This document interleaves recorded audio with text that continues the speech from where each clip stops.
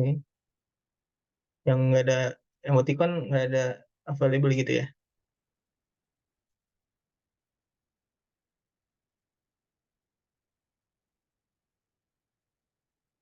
Oke, siap.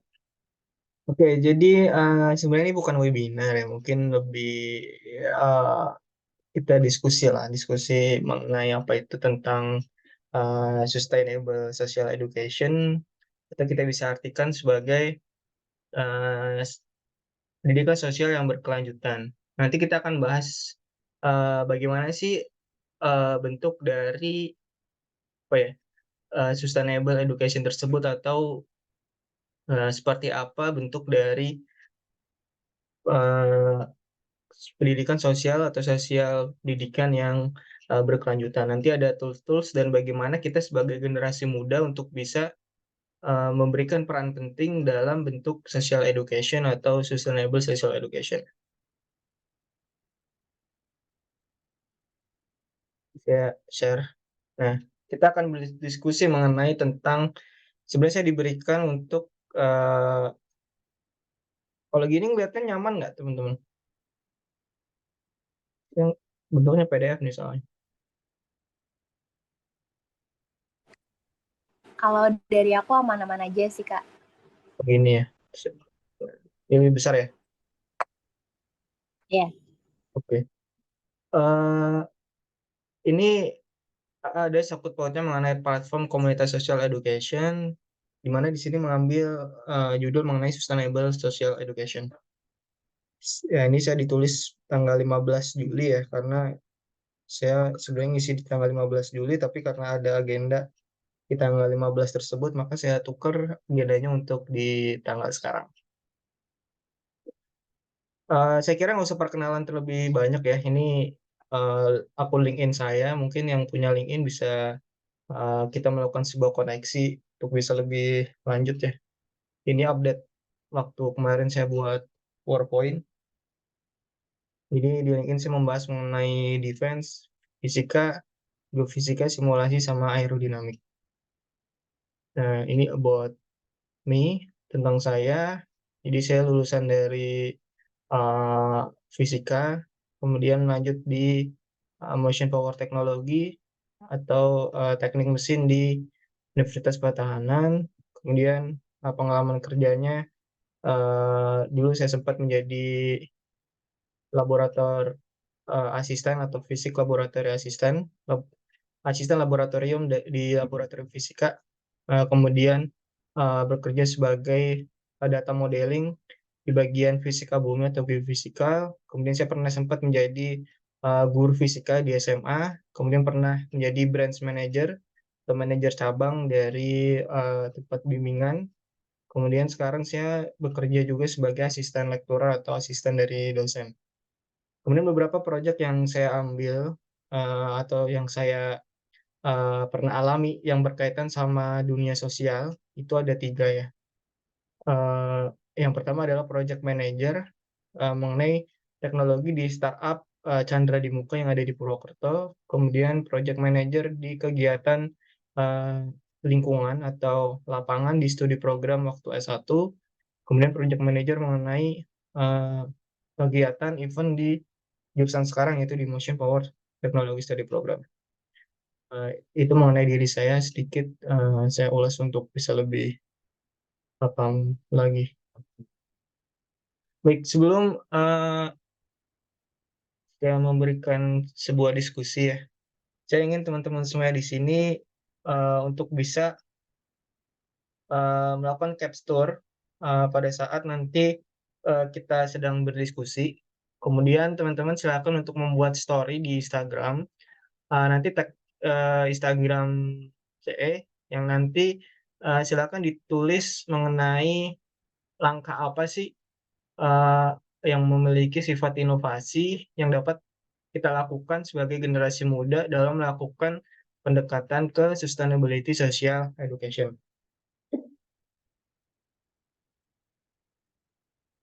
Jadi nanti silakan di capture, nanti disampaikan ke teman-teman semuanya yang tidak hadir untuk mengikuti sesi diskusi kali ini. Kira-kira ada pertanyaan nggak sampai sini?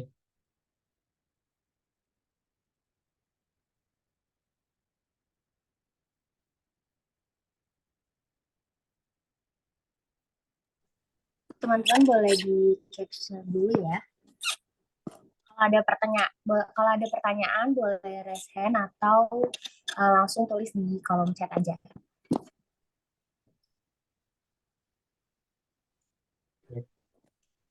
Kalau aman kita lanjut ya. Saya kira udah paham mengenai penugasannya.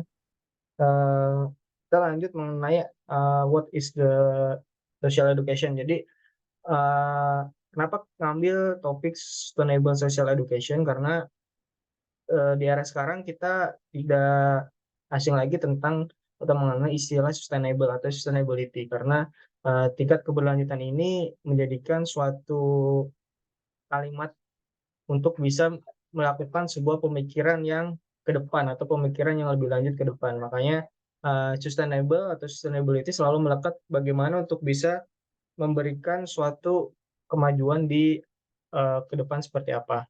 Nah, di sini termasuk dalam kegiatan social education yang mana di sini ada melekat mengenai kalimat sustainable social education. Dalam pengertian ini bahwa sustainable social education memiliki sebuah pendekatan yang mana pendekatan tersebut terintegritas ya, approach to education to integrate sustainability principle and social awareness into the learning process. Jadi dalam sustainable social education ini dia melakukan sebuah pendekatan mengenai integritas sustainability yang menggunakan sebuah prinsip sustainability dan social awareness untuk bisa memberikan sebuah proses pembelajaran atau mengenai sebuah integrasi prinsip-prinsip yang berkelanjutan dan kesadaran sosial untuk proses belajar. Pendekatan ini mencakup beberapa pengembangan. Yang pertama adalah of knowledge, pengetahuan, kemudian skill, kemudian attitude, kemudian nilai necessary-nya untuk individual, untuk bisa lebih paham, dan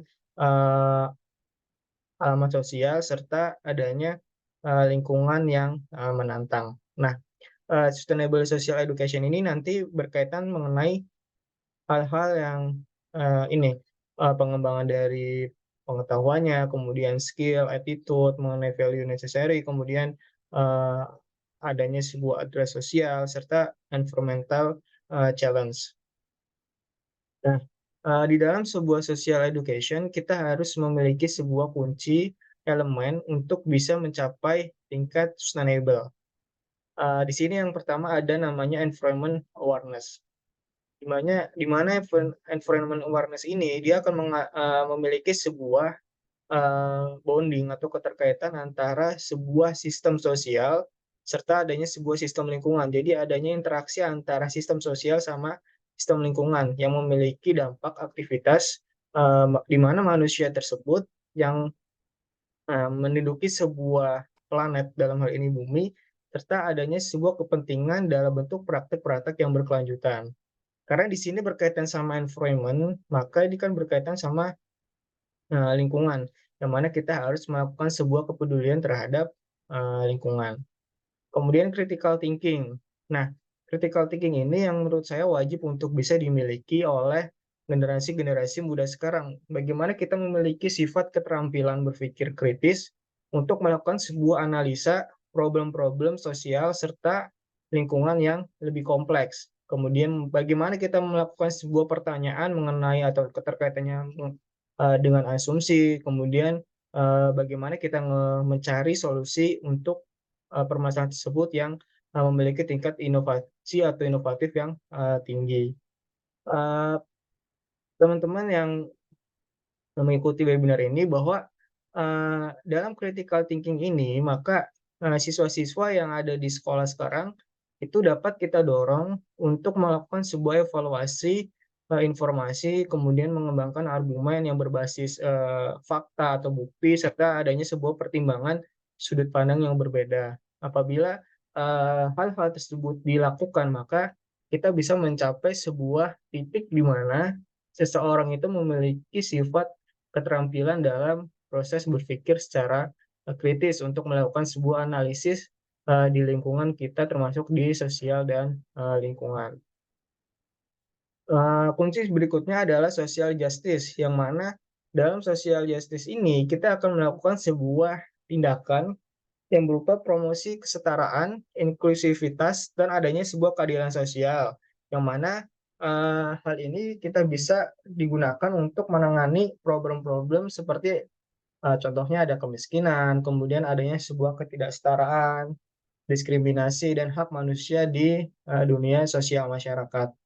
Dalam social justice ini, kita akan melibatkan beberapa hal yang diantaranya adalah pengembangan empati, kemudian pemahaman, dan adanya saling menghormati terhadap budaya, identitas, dan perspektif yang beragam. Nah, dalam proses mempromosikan kesetaraan ini sangat penting di dunia masyarakat, karena masyarakat kita cenderung memiliki sifat yang seolah-olah dia memandang, remeh adanya sebuah keberagaman atau adanya sebuah kesetaraan.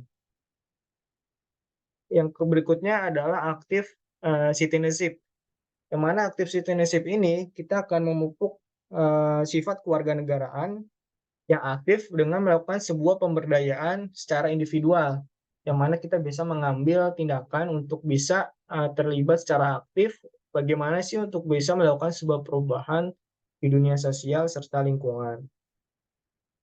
Pada aktif citizenship ini kita bisa melakukan sebuah atau, menyangkut mengenai pelayanan kepada masyarakat, kemudian kita bisa menjadi sebuah sukarelawan atau volunteer, kemudian adanya sebuah advokasi, dan adanya sebuah partisipasi dalam proses, demokrasi.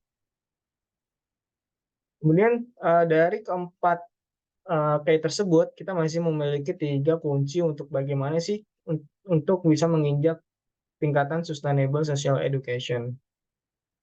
Berikutnya ada sustainable practice, yang mana dalam proses sustainable ini dia akan melakukan integrasi praktik-praktik yang berkelanjutan ke dalam suatu kehidupan sehari-hari.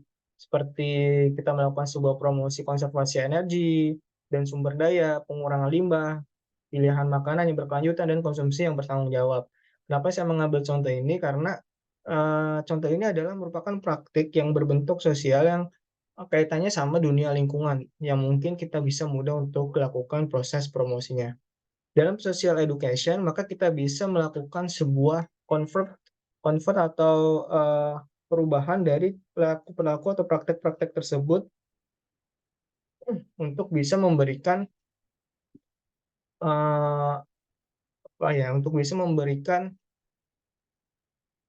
praktek-praktek yang lebih aplikatif di dunia social education. Dari tadi adanya namanya sebuah critical thinking, maka di sini kita perlu adanya sebuah sistem thinking, bagaimana kita melakukan sebuah, sistem pemikiran kita untuk melakukan sebuah pemahaman tentang kaitannya antara sistem sosial, ekonomi, dan lingkungan, serta adanya sebuah perlu pendekatan secara holistik dalam proses pemecahan masalah. Dari K tersebut, K terakhir yang merupakan adalah global perspektif, kita bisa melakukan sebuah pengembangan secara perspektif secara global, dengan melakukan sebuah eksplorasi mengenai isu-isu global, memahami saling ketergantungan antara suatu negara dan budaya, dan melakukan sebuah kepentingan kerjasama antara internasional untuk membangun keberlanjutan. Nah, global perspektif ini memiliki skala yang global, yaitu skala antara hubungan negara sama negara. Jadi, untuk memberikan sebuah sustainable social education, maka kita kaitannya negara juga bisa melakukan sebuah ikut campur dalam hal ini untuk bisa memberikan pengembangan perspektif untuk melakukan sebuah eksplorasi isu-isu, global. Nah, sekarang kita masuk mengenai sebuah pengertian social education menurut Kamus Cambridge.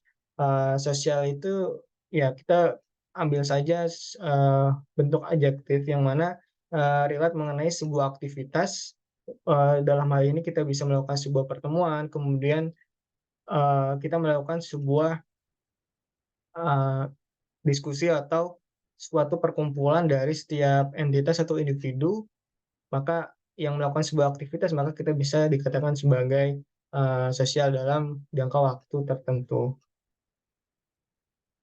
Kemudian kalau education sendiri merupakan kata noun ya, yang merupakan sebuah proses, proses pembelajaran, teaching atau learning, especially yang dilakukan di sekolah or college ya.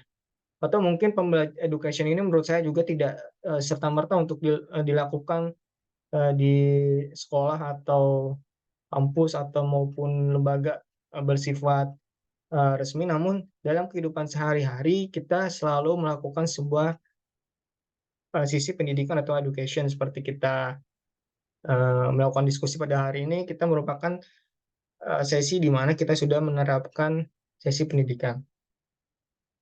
Nah, menurut University of the People bahwa social education is field, that deals with human behavior, relationships, research, and institution.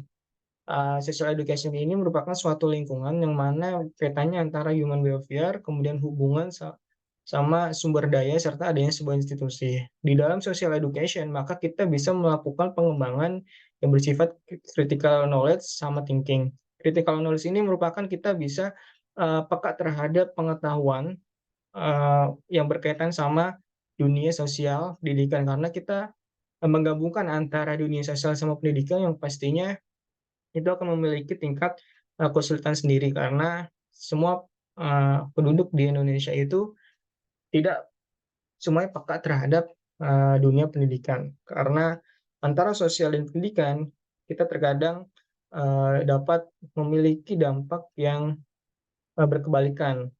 Artinya misalkan kalau misalkan kita tinjau dalam dunia pendidikan secara formal, ketika kita melakukan pendaftaran sekolah misal, itu dengan harga yang mahal atau biaya yang mahal, maka pastinya ketika memiliki tingkat sosial yang menengah ke bawah, pasti dia akan memiliki, pemikiran atau critical knowledge-nya itu dia, berbanding terbalik. Makanya kebanyakan anak-anak di desa atau anak-anak yang jauh mengenai, eee, critical knowledge-nya dia memilih untuk tidak, sekolah. Kemudian critical knowledge ini juga tadi berkaitan sama bagaimana sih cara kita berpikir, bagaimana kita melakukan sebuah konsep, pemikiran ke depan bahwa pendidikan itu memang penting di dalam kehidupan sehari-hari untuk bisa mengolah, pengetahuan kita, critical kita, kemudian attitude kita dan pasti adanya sebuah pengetahuan, atau menambah, skill kita dalam kehidupan, sehari-hari sesuai dengan minat dan bakat kita.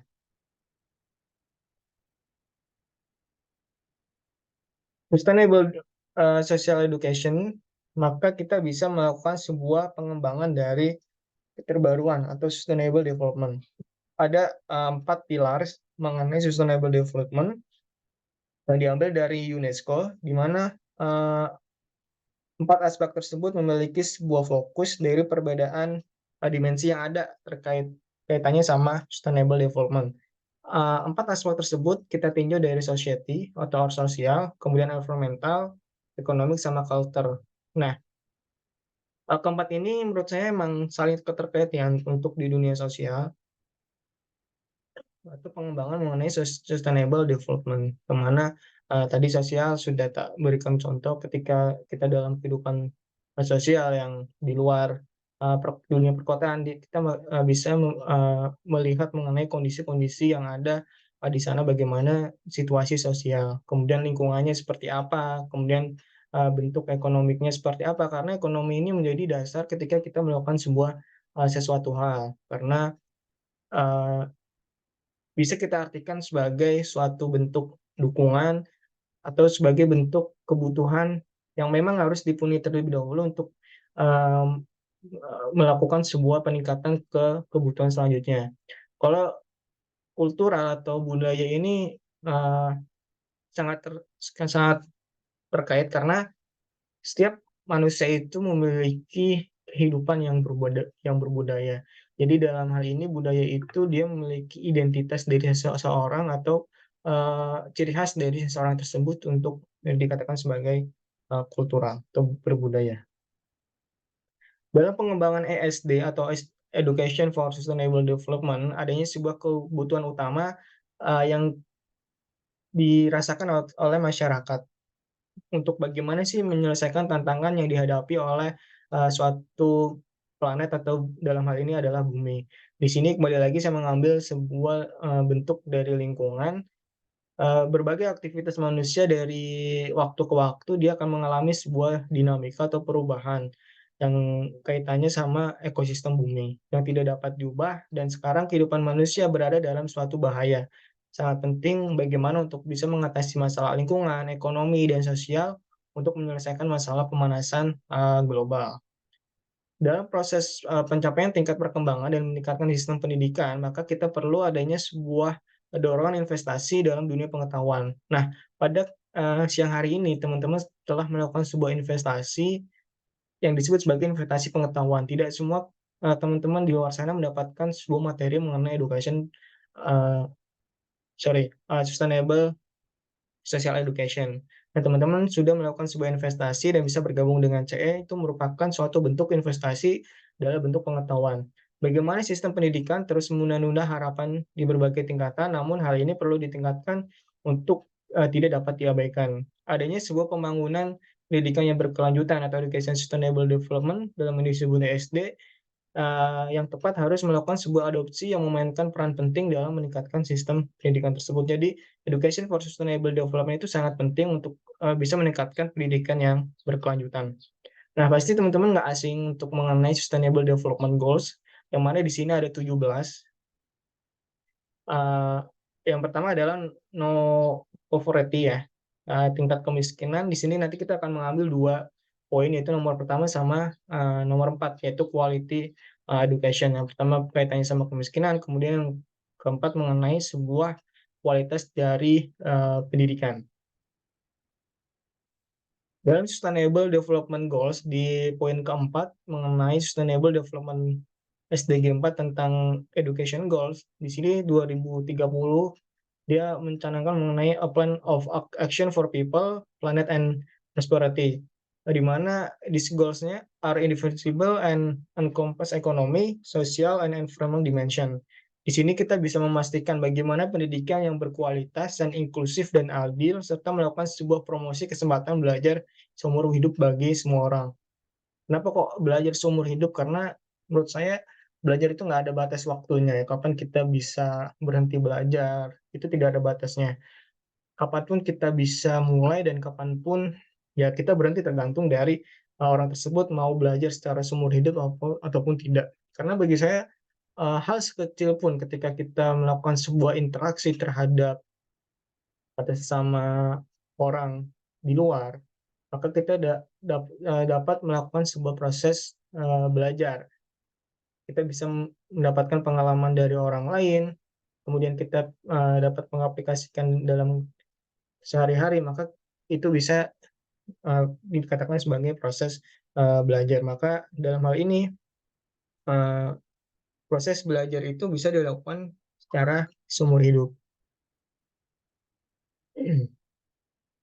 Nah, ini merupakan sebuah goals dari, 4, yang pertama universal primary and secondary education, kemudian early childhood, ya nanti teman-teman bisa baca ya, mengenai equal access, kemudian relevant skill, for, decent work. Kemudian ini masih lanjutan sama, adanya sebuah kesetaraan gender, quality and inclusion, universal youth literacy, kemudian adanya sebuah education for sustainable development and goals citizenship. Nah, ini yang perlu diperhatikan mengenai bagaimana sih untuk melakukan sebuah pengembangan, keberlanjutan serta adanya sebuah global citizenship. Ya, ini mengenai, 3 arti dari sebuah implementasinya. Yang pertama adalah, tingkat efektif, learning environment, yaitu efektivitas pembelajaran proses pembelajaran, yang mana kita bisa membangun serta upgrade education facility untuk anak-anak, disabilitas, kemudian gender sensitif dan, profit safe. Kemudian adanya non-film, inklusif, dan adanya sebuah tingkat efektivitas, learning untuk, semua. Kemudian adanya sebuah scholarship, kita bisa melakukan sebuah, available atau ketersediaan scholarship mengenai pengembangan dari setiap, daerah atau setiap, negara. Kemudian teacher and educator. Nah, semua pendidikan itu pasti kita, didukung sama namanya teacher atau educator atau disebut sebagai mentor gitu ya. Ketika kita melakukan sebuah sustainability atau, proses upgrade ke sustainability, maka kita harus siap dulu mengenai gurunya tersebut atau edukatornya tersebut. Karena kalau misalkan gurunya tersebut dalam hal ini mungkin sekarang era teknologi ya, tipe gurunya gaptek misalnya, maka ketika muridnya bertanya mengenai tentang dunia teknologi, ya guru tersebut harus bisa menjawab sesuai dengan apa yang ditanyakan. Jadi kesiapan gurunya itu harus kita perhatikan juga. Nah, baru-baru ini ya, saya beberapa cari di kanal berita mengenai bagaimana sih kasus tentang sosial yang melanda di Indonesia. Yang pertama, adanya sebuah kasus pelecehan seksual pada murid taekwondo di Solo. Kemudian adanya Polda Bali catat ada 260 kasus kekerasan anak perempuan sepanjang 2022. Kemudian pengakuan ayah di Blitar melakukan sebuah perkosa anak kandung hingga hamil 6 bulan. Nah, di sini saya hanya bisa melakukan sebuah ajak diskusi kepada teman-teman. Uh, Bagaimana kok tingkat kasus kejahatan terhadap anak itu bisa terjadi dan memiliki tingkat kontinuitas yang tinggi. Padahal dalam hal ini ketika kita melihat fenomena di lapangan gitu ya, seharusnya tidak mungkin terjadi hal itu. Nah, makanya di samping ini juga mungkin ya proses penampilan anak-anak yang sekarang bertumbuh kelihatan dewasa karena adanya sebuah efek sosial media atau adanya sebuah efek dari teknologi itu mungkin bisa terjadi untuk bisa memberikan sebuah trigger atau cambukan kepada oknum yang dapat memiliki niat untuk berbuat jahat. Nah, kalau ini khusus mengenai dunia pendidikan, yang mana di luar kota sana, itu di luar daerah, di daerah Papua atau daerah perbatasan, kita masih menjumpai bagaimana mengenai kondisi tingkat pendidikan, terutama di bidang fasilitas. Kita bisa lihat bagaimana kita bisa memperhatikan sekali proses belajar tidak nyaman, tapi mereka memiliki semangat yang tinggi dalam uh, mengemban ilmu pengetahuan.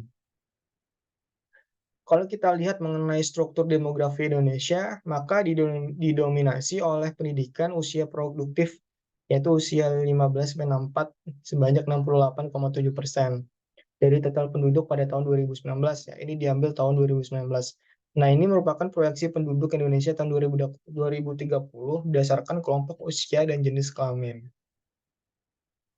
Kita bisa lihat yang paling terbanyak itu di umur 25 sampai 29 ya. Itu di rentang 10,8 untuk yang female, untuk yang male-nya itu di rentang 10,0. Nah, seharusnya dalam bentuk demografi Indonesia ini untuk bisa meraih bonus demografi, maka kita harus bisa mempersiapkan sorry, generasi-generasi berikutnya yang memiliki uh, kualitas emas dalam hal ini, memiliki suatu kemampuan yang lebih untuk bisa mengembangkan untuk menjadi Indonesia maju. Nah, ini Indonesia mengenai demografi bonus berada di peak tahun 2050, dia akan mengalami sebuah peningkatan. Namun di sini apakah demografi ini dimaksud sebagai bonus atau demografi ini dapat dikatakan sebagai disaster atau bencana? Karena kita lihat kalau di Indonesia tingkat kemiskinannya masih banyak, ketika kita menambah penduduk baru atau bonus demografi, bisakah hal tersebut bisa menambah masalah yang ada atau justru memberikan solusi bagi permasalahan negara yang ada? Nah, mungkin ini nanti jadi teman-teman untuk bisa menjadi kajian. Uh, Sebenarnya untuk Indonesia demografi ini termasuk bonus atau disaster gitu ya. Otomatis kalau misalkan kita adanya sebuah penambahan penduduk baru atau bonus demografi tersebut, kita akan memerlukan sebuah biaya APBN untuk bisa menghidupi warga negara.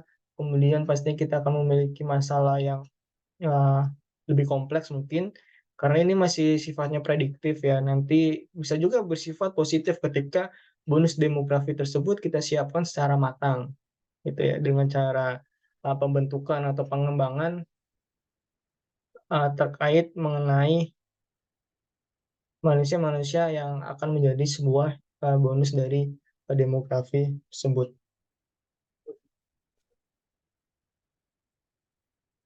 Nah, dalam hal tersebut maka, SDGs Indonesia dia membuat sebuah peta jalan yang mana kebanyakan masyarakat itu pada era sekarang itu ya tinggal di perkotaan. Mungkin kalau kita lihat tahun 2015 sekitar 53,3% masyarakat itu tinggal di perkotaan dan angka tersebut, diproyeksikan dapat naik di angka 63,4% pada tahun 2030 menurut data BPS. Generasi-generasi tersebut terdiri dari generasi Z, generasi milenial, generasi X, sama generasi baby boomers atau generasi old ya. Generasi milenial sama generasi Z serta generasi X ini yang dapat menjadikan sebuah, bagaimana untuk kita melakukan sebuah berpikir secara kritis untuk mempersiapkan, negara yang maju. Dalam hal ini, kita bisa menyongsong tadi generasi, emas untuk bisa menjadikan sebuah bonus, demografi. Proporsi milenial yang tinggal di daerah itu antara kota dan desa itu, antara 55,01% sama 44,99%. Nah, seharusnya ya untuk yang tinggal di kota dia memiliki tingkat, pendidikan yang jauh lebih tinggi daripada desa dan karena memiliki sebuah fasilitas yang jauh lebih bagus daripada, di desa.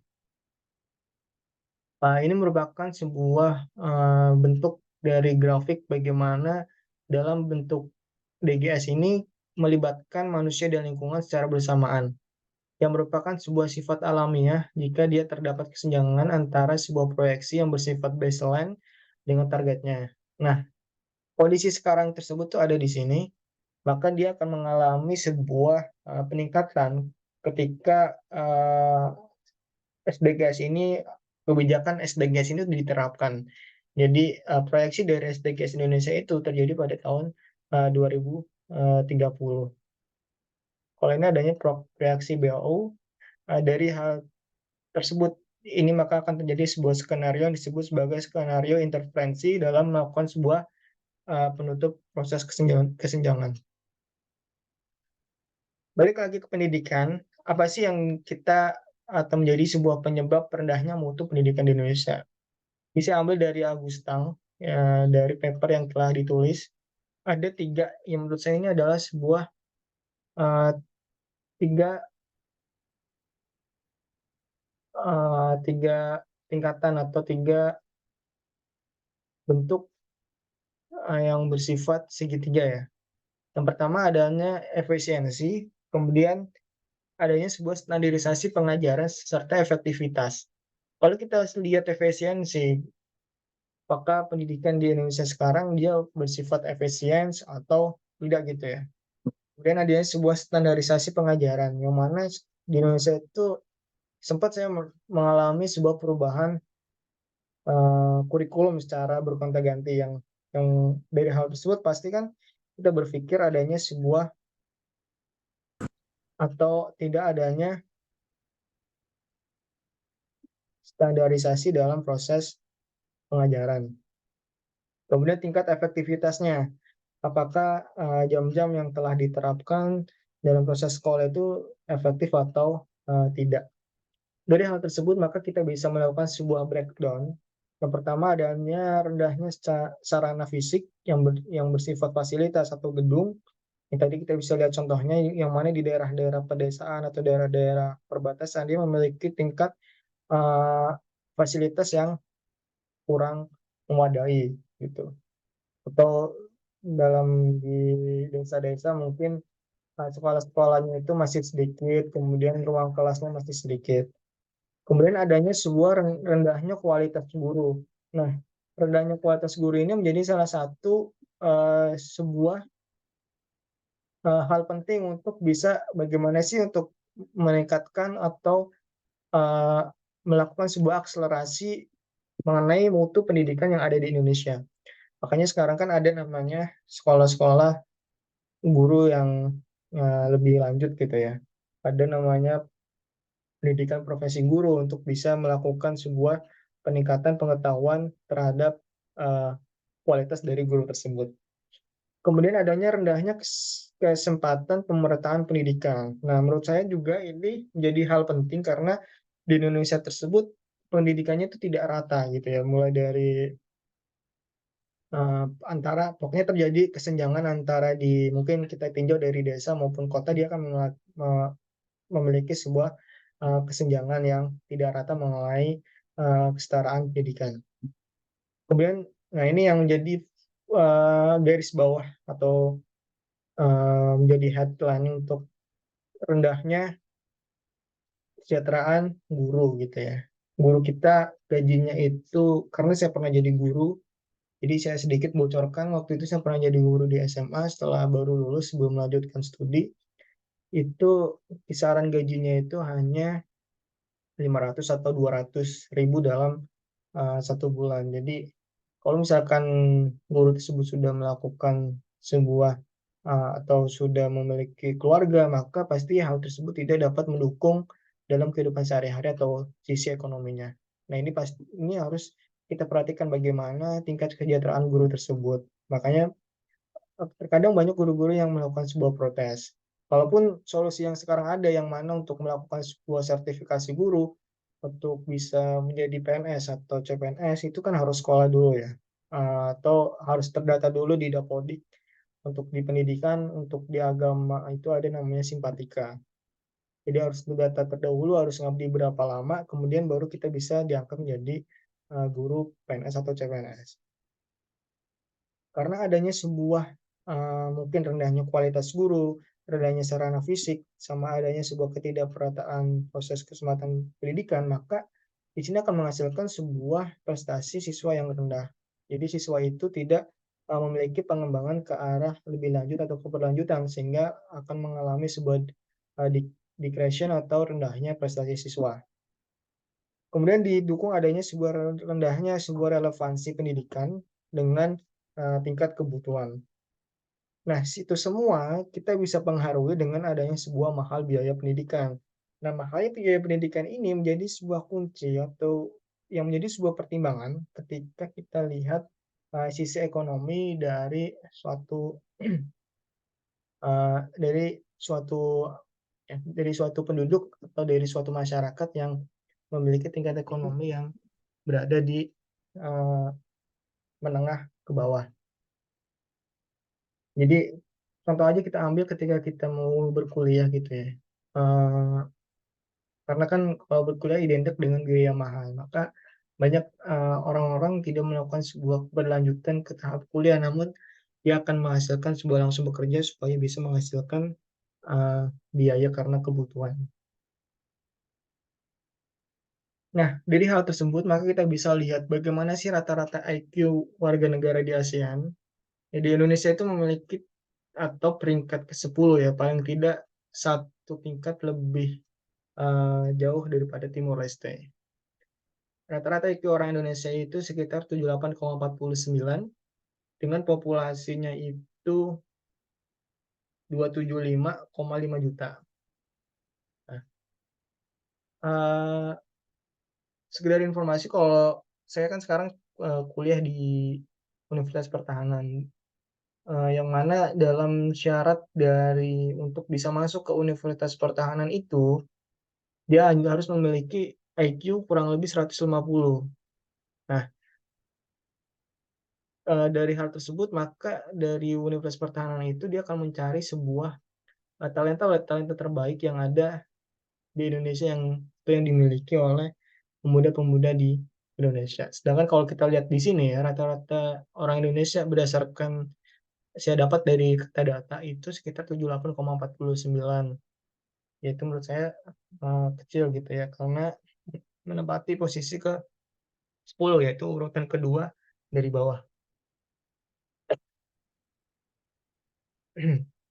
Kemudian kita bisa lihat sih berapa jumlah sekolah di Indonesia. Untuk sekolah di Indonesia itu dia Eee, yang terbanyak itu adalah sekolah tingkat dasar atau SD. Dia sampai 148,975. Ya menurut saya, hal ini tidak compare gitu ya, karena SD-nya terlalu banyak, kemudian tingkat-tingkat yang lainnya itu, relatif masih sedikit gitu. Jadi kayak, ketika kita melakukan sebuah kalau kita, melakukan sebuah, logika ketika, eee, melakukan di ini apa, air gitu ya, ketika air tersebut melewati sebuah saluran yang besar, kemudian dia akan melakukan sebuah saluran yang kecil, maka pasti ada beberapa air yang, terbuang dari saluran tersebut, karena adanya tidak, balance antara jumlah yang ada.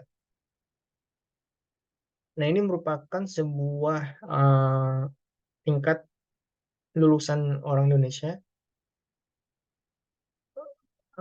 ada yang tidak pernah sekolah, kemudian tidak atau belum tamat SD, kemudian SD yang paling banyak, kemudian SMP, SMA, SMK, diploma, sama universitas. Nah, di sini kita lihat bahwa universitas itu memiliki tingkat yang relatif lebih rendah daripada, yang lainnya, yang mana yang tinggi itu adalah lulusannya itu atau tamatannya adalah, sekolah dasar. Jadi bisa dilihat di sini ya bagaimana tingkat kualitas, manusia-manusia yang ada di, Indonesia. Nah, dari hal tersebut, maka kita bisa lihat bagaimana sih perkembangan tingkat pengangguran di Indonesia. Pada masa COVID-19 kemarin, jumlah tingkat pengangguran itu dia mengalami sebuah peningkatan di tahun 2021, di mana penduduk usia kerja yang terdampak COVID itu sekitar, di bulan Februari 2021 itu 19,10, alhamdulillah kita berkurang di tahun 2022, minus 7,57 juta orang. Komponen dampaknya itu bekerja dengan pengurangan jam kerja, kemudian adanya, bekerja secara atau sementara tidak bekerja selama COVID, kemudian bukan, angkutan kerja, adanya pengangguran, secara COVID itu di angka 1,62. Nah, bagaimana peran kita karena melihat sebuah situasi tersebut untuk melakukan penyebaran, kepedulian untuk bisa menyelesaikan sebuah problematika di dunia sosial, di dunia pendidikan atau spreading youth awareness to cost of education in province Indonesia. Yang pertama adanya kita bisa melakukan sebuah penelitian dan identifikasi masalah pendidikan secara garis besar atau secara utama. Hal ini penting untuk bisa melakukan sebuah langkah awal, sebenarnya masalahnya itu apa sih gitu kan. Sebenarnya apa sih yang menjadi penyebab sehingga bisa mengakibatkan sesuatu. Kemudian, melakukan sebuah kolaborasi dengan pemangku kepentingan, dalam hal ini mungkin kita bisa, kolaborasi dengan lembaga-lembaga sekolah atau sekolah-sekolah untuk bisa memberikan, pengajaran atau, bentuk, sukarelawan. Kemudian kan sebuah pemantauan dan pengevaluasi kemajuan. Nah ini, berkaitan sama dinamika atau perubahan dinamika untuk melakukan sebuah proses pemantauan. Kemudian mendorong suara dan partisipasi kaum muda. Nah, kita harus semangat untuk bagaimana untuk bisa, mendorong pelaku pemuda untuk melakukan sebuah, partisipasi, meningkatkan kesadaran, kemudian melaksanakan sebuah proyek komunitas, serta melakukan sebuah promosi dalam bentuk, pendidikan.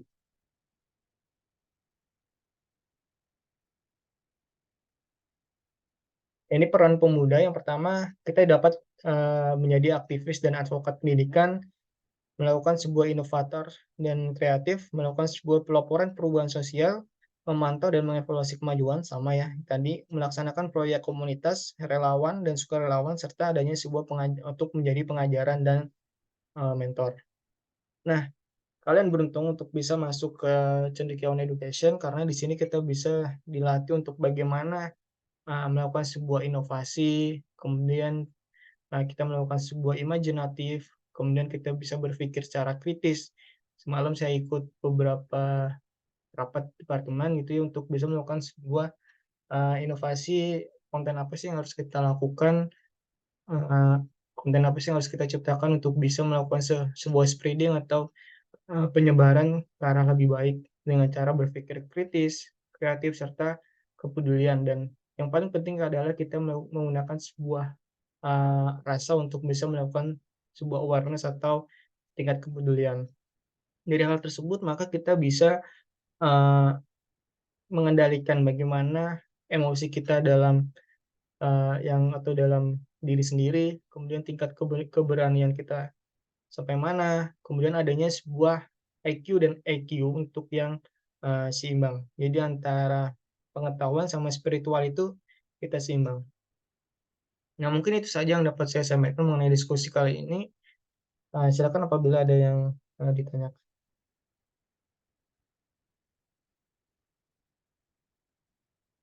Oke. Baik, terima kasih Kak Eko atas pemaparannya mengenai Sustainable Social Education. Nah, buat teman-teman yang ada pertanyaan, boleh langsung di raise hand atau tulis di kolom chat ya. Atau mungkin ada yang mau menanggapi atau ingin memberikan masukan dan kritik atau bagaimana, boleh silakan langsung di raise hand aja.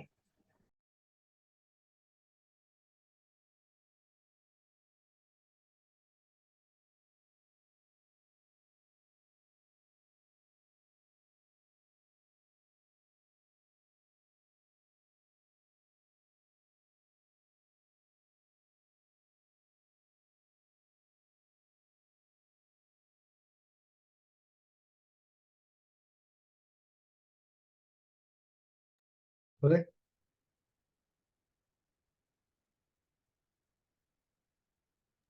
Oke, langsung aja dari Kak Mersia Karina, boleh silakan. Ya, sebelumnya suara saya terdengar tidak ya? Terdengar. Oke. Perkenalkan, nama saya Mercia Karina dari Divisi Pro. Sebelumnya mohon maaf kalau misal pertanyaan saya rada panjang gitu ya, karena saya mau sedikit cerita terkait critical thinking skills. Dari saya SD sampai SMA itu saya nggak pernah dapet pembelajaran terkait critical thinking skills gitu ya. Dan puji Tuhan di semester 2 kuliah itu saya dapat mata kuliah khusus untuk critical thinking skills, dan dari situ saya ngerasa kayak ada perbedaan pemikiran saya dari yang dulunya basisnya itu kan lebih ke arah menghafal gitu ya.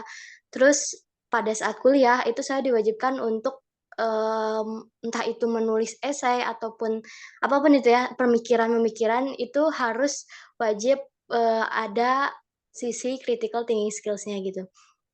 Nah, kalau misal berbicara soal kebijakan, setahu saya mandat bagi seorang guru untuk memasukkan critical thinking skills dalam kurikulum kan itu sebenarnya sudah lama ya, sudah dari tahun 2010 gitu setahu saya. Nah, tapi permasalahannya itu banyak hambatan yang kita temuin gitu. Entah itu yang pertama, entah itu guru tuh banyak dari guru tuh nggak punya critical thinking skills gitu ya, yang memang mereka ya udah pengajarannya basisnya tanya jawab yang menghafal gitu, textbook gitu ya. Atau yang kedua, guru itu punya critical thinking skills tapi dia tuh terjebak dalam kebiasaan lama gitu, kebiasaan menghafal itu tadi gitu. Nah, kalau menurut kalian sendiri gitu ya, kalau kita bahas soal kebijakan dan implementasi, biasanya berbanding jauh gitu ya, berbanding terbalik dalam hal implementasinya. Mmm, Hal apa sih sebenarnya yang sangat dibutuhkan gitu bagi seorang guru dan siswa, supaya pengajaran di kelas itu menjadi optimal gitu? Karena bagi saya nggak akan pernah bisa ada yang namanya pendidikan inklusif kalau kitanya sendiri itu sistemnya masih kayak dari masuk SD ke SMP atau SMP ke SMA, SMA ke kuliah, itu masih basisnya tanya jawab yang ya menghafal gitu, yang selama ini kita lakuin gitu, yang kayak saya dulu ujian nasional atau kayak masuk SBMPTN dan lain sebagainya gitu. Dan bagi saya itu nggak akan mungkin terjadi kalau ujiannya aja tuh masih seperti itu gitu. Jadi kalau bagi Kak Rian, gimana caranya dalam hal implementasi ya bisa optimal antara itu tadi guru dan siswa? Terima kasih. Oke. Terima kasih untuk pertanyaannya. Jadi bagaimana sih, saya ulang ya, bagaimana untuk uh, langkah guru ketika dia proses pembelajaran di kelas gitu ya, kurang lebih gitu ya, untuk bisa Oke. uh, menghasilkan sebuah critical thinking. Jadi benar sekali, critical thinking itu kita harus bisa, apa ya, kalau menurut saya sih harus paling tidak kita kuasai gitu ya, walaupun secara surface-nya atau secara garis luarnya itu kita harus kuasai. Biasanya hal tersebut dia muncul ketika kita diberikan suatu studi kasus atau suatu proyek untuk melakukan sebuah analisa. Karena dalam proses keterampilan berpikir secara kritis atau critical thinking tersebut, dia akan melakukan sebuah atau mengacu pada kemampuan bagaimana sih untuk kita melakukan sebuah analisis dan melakukan sebuah evaluasi mengenai informasi yang kita dapat, kemudian argumen yang kita dengar, atau adanya sebuah situasi yang memiliki sifat objektivitas yang tinggi, baik itu secara logis maupun secara sistematis. Dalam proses keterampilan tersebut, kita akan melakukan sebuah berpikir secara mandiri.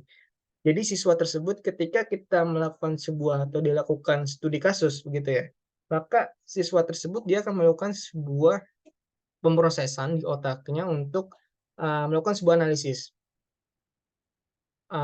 untuk bisa melakukan sebuah pertimbangan bagaimana atau berbagai sebuah perspektif untuk melakukan sebuah penilaian atau keputusan yang tepat. Nah, untuk pertanyaannya bagaimana untuk bisa melakukan sebuah critical thinking di kelas bagi seorang guru, ya benar, karena kadang guru-guru yang dulu sempat jadi teman saya itu ya usianya masih, mohon maaf, jadi ada sebuah, jadi usianya tuh kayak tua gitu ya, atau kita sebut sebagai bukan generasi kita.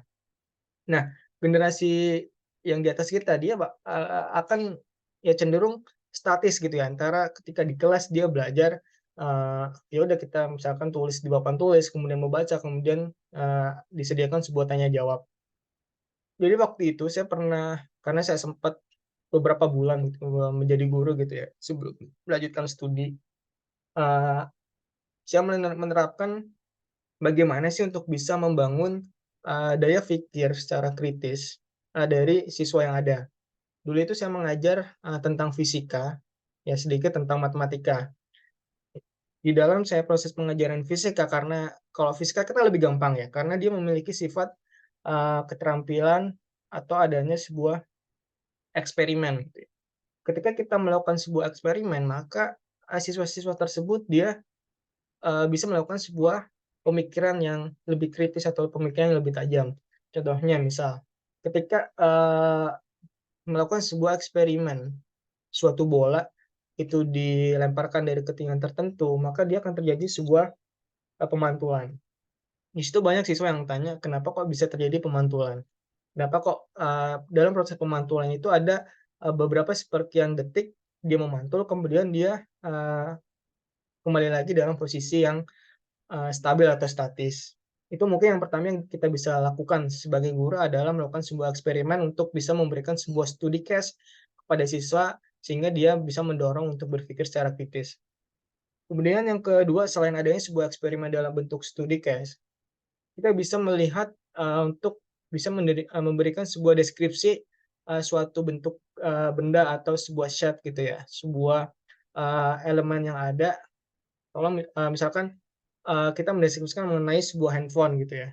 Ketika kita melihat sebuah handphone, maka siswa tersebut diberikan untuk how to describe about phone gitu ya. Bagaimana kamu bisa mendeskripsikan tentang handphone handphone ini gitu. Maka di situ siswa tersebut dia akan melakukan sebuah pengolahan data yang ada di pemikirannya, "Oh, handphone itu seperti ini, oh, handphone itu seperti itu." Nah, ketika siswa satu dengan siswa lain dia akan menyampaikan sebuah hasil deskripsinya siswa tersebut, maka di situ kan pasti adanya sebuah different gitu ya, perbedaan antara siswa satu dan siswa lainnya. Nah, di situ maka terjadi sebuah proses tanya jawab yang secara natural atau artinya secara mengikuti. Jadi tanpa adanya kita minta untuk memberikan sebuah, "Coba dong ada yang tanya," gitu. Karena kalau misalkan kita lemparkan ada yang tanya atau tidak, pasti dia akan pasti akan diam gitu ya.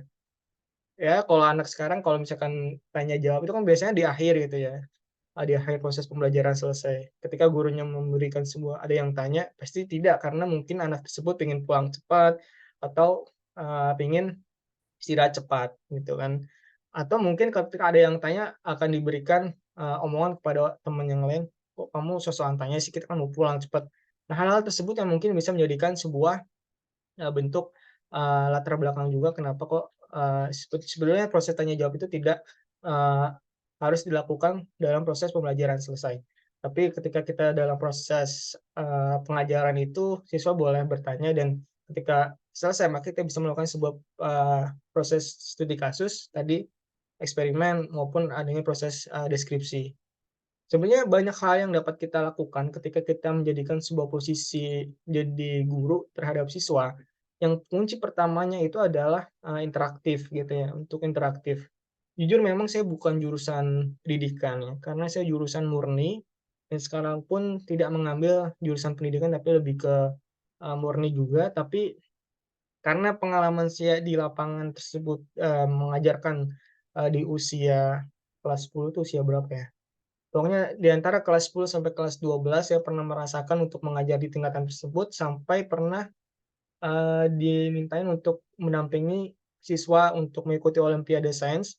Nah, dalam proses pendampingan tersebut, ya saya tidak memberikan sebuah proses tanya jawab, namun saya berikan soal-soal yang ada untuk bagaimana caranya mereka untuk bisa memunculkan pertanyaan sendiri tanpa saya minta, "Coba ada pertanyaan atau enggak?" Kurang lebih begitu sih Mas-nya. Oke, terima kasih Kak Rian atas jawabannya. Oke,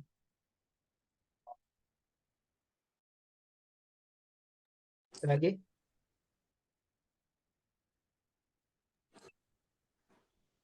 Oke, selanjutnya ada dari Kak Nafia Ayang, boleh silakan langsung aja. Sebelumnya, apakah suara saya terdengar? Terdengar, Kak. Nah, sebelumnya izin bertanya, Kak, bagaimana sih cara dari kalian sendiri untuk meningkatkan critical thinking dalam diri? Terlebih lagi kan sekarang ramai sekali ya, Kak, isu tentang pendidikan, isu tentang sosial gitu. Tapi juga nggak jarang banyak sekali orang-orang yang apatis atau bodoh amat gitu, Kak, sama isu-isu tersebut.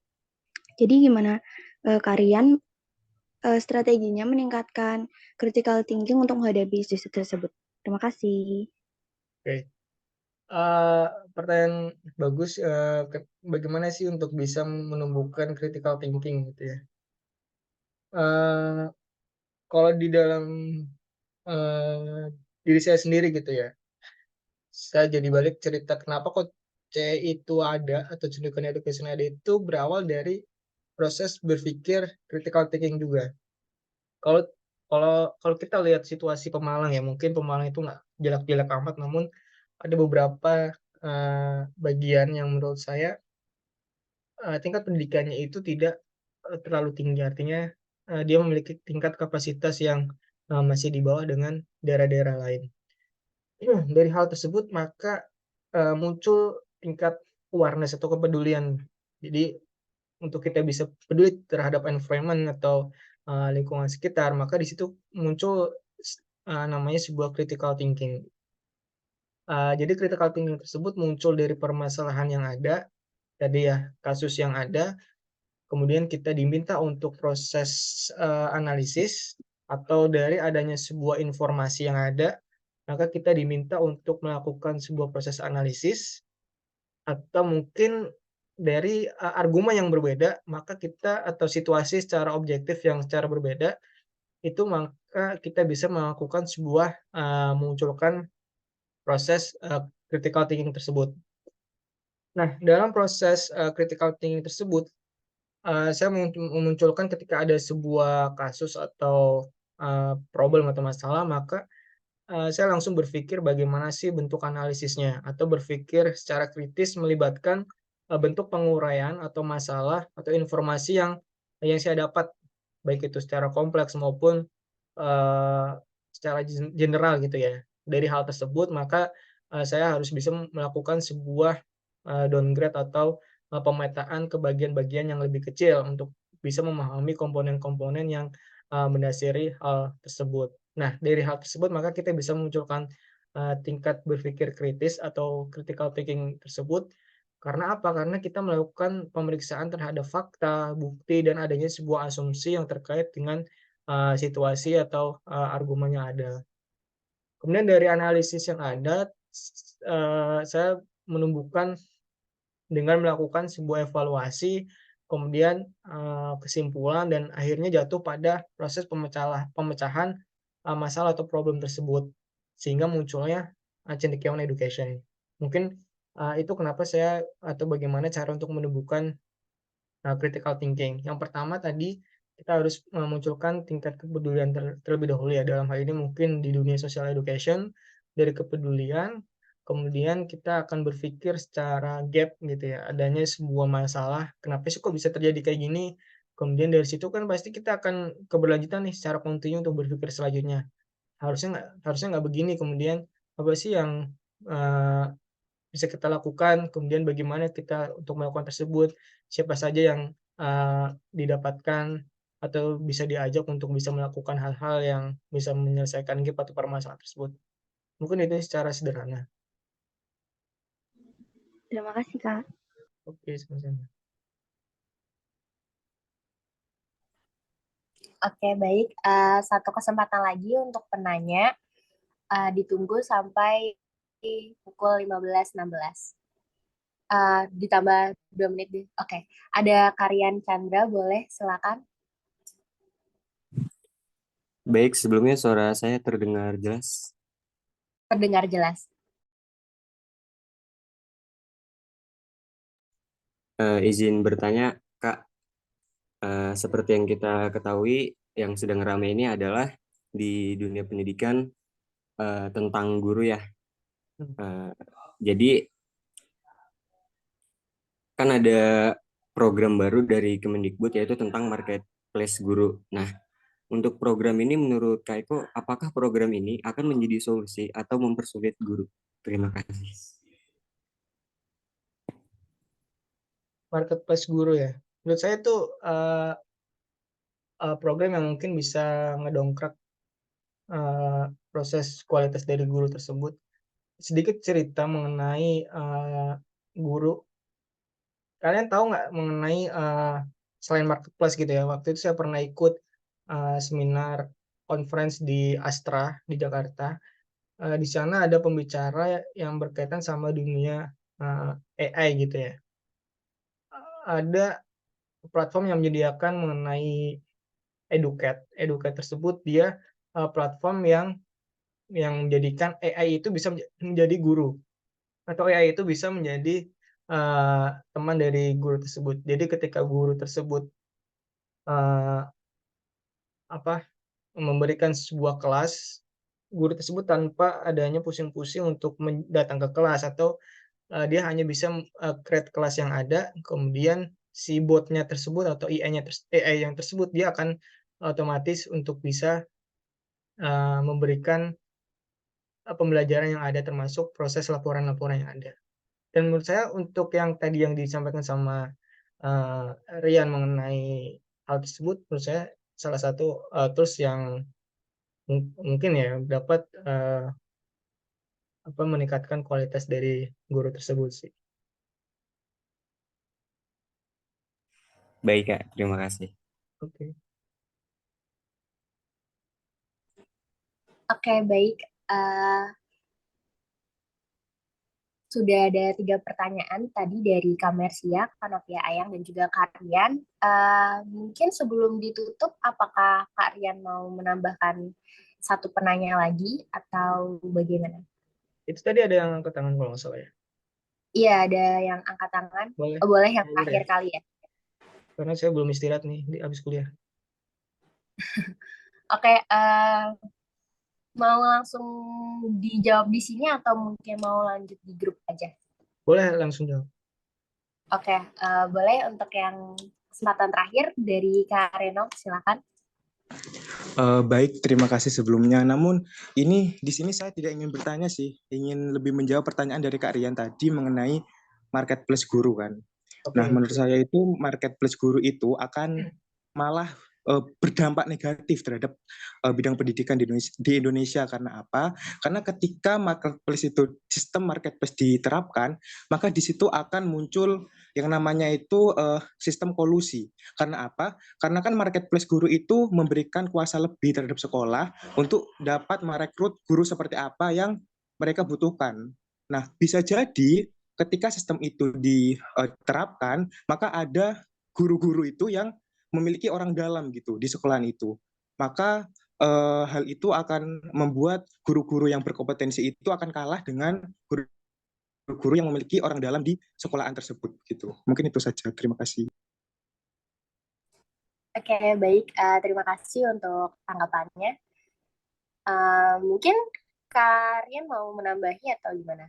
Sebenarnya Ya, kalau pribadi juga aku setuju sih sama apa yang tadi diutarakan oleh Kak Reynold, bahwa emang sistem marketplace ini justru malah memiliki potensi untuk menyingkirkan guru-guru yang berkompeten gitu. Karena kan sistemnya kayak check out gitu ya. Maksudnya mungkin bisa jadi yang punya kenalan, oh ini aja nih yang saudara saya gitu. Jadinya bisa menyingkirkan guru-guru yang kompeten. Jadinya mungkin aku sependapat dengan pendapat dari Kareno. oke. Sedikit untuk berpendapat mengenai marketplace guru ya. Menurut saya mungkin hal itu bisa berefek juga mengenai kita bisa sebut sebagai jual beli guru ya, atau marketplace guru ya.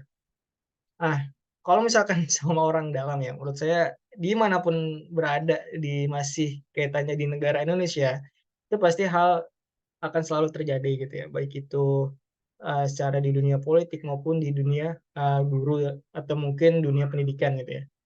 Kalau sepengetahuan yang saya tahu ya, bagaimana bentuk marketplace guru itu secara sederhana itu terobosan yang dilakukan oleh Kementerian Pendidikan di dunia pendidikan sebagai wadah bagi guru untuk melakukan sebuah pelamaran pekerjaan. Nah, dalam platform tersebut dia akan berisi mengenai basis data dan profil dari guru dari dua golongan yang memenuhi sebuah syarat. Jadi sebenarnya kalau di marketplace guru tersebut dia akan mengalami atau sudah memenuhi syarat, yaitu yang saya baca gitu ya, mungkin nanti bisa divalidasi. Yang pertama, adanya peserta seleksi P3K yang tidak lolos passing grade, tetapi dia tidak memiliki atau belum memiliki formasi, dan adanya lulusan pendidikan profesi guru atau PBG atau PPG yang mempunyai sertifikat pendidik.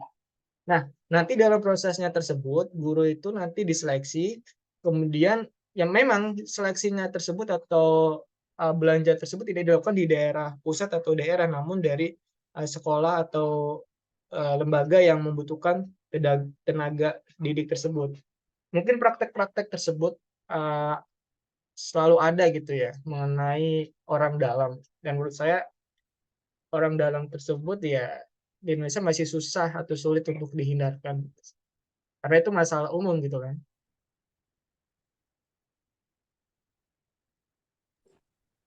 Tapi belum ada ini lagi ya Kak, kayak solusi lagi gitu, atau maksudnya seperti alternatif lain gitu yang mungkin bisa menjawab dari marketplace itu belum ada ya?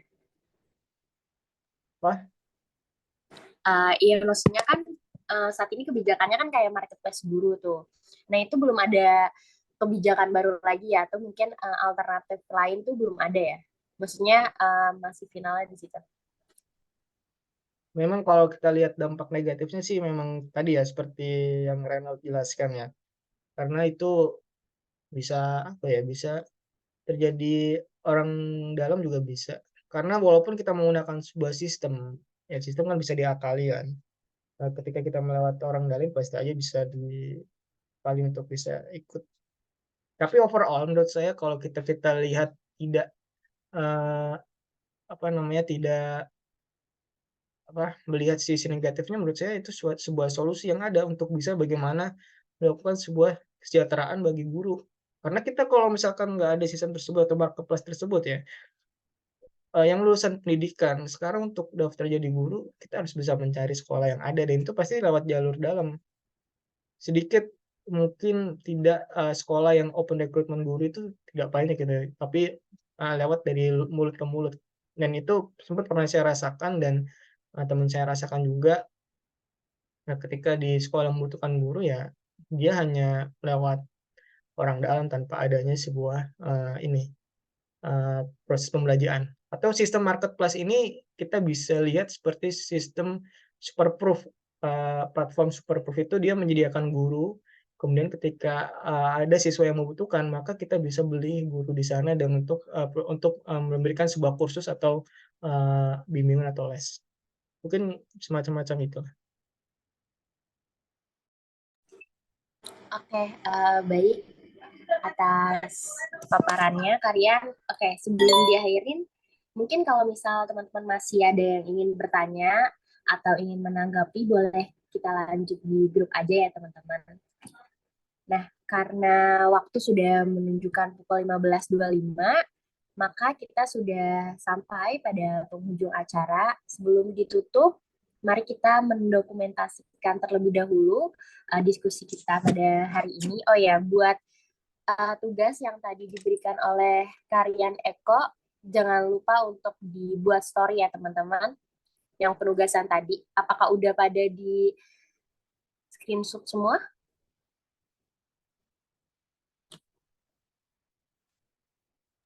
Belum, Kak.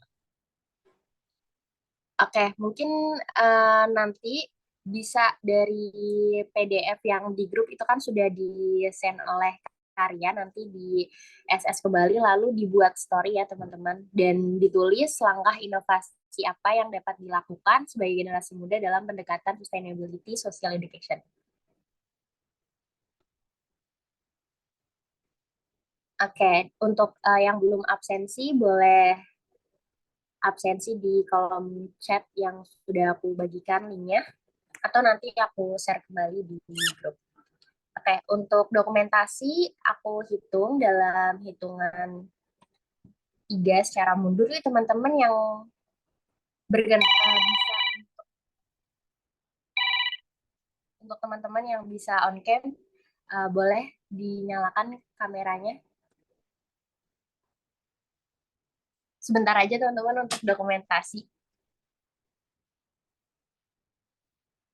Oke, yuk yang ciwi-ciwi boleh persiapan dulu pakai kerudungnya, pakai rapihin rambut dulu, boleh teman-teman yang lain.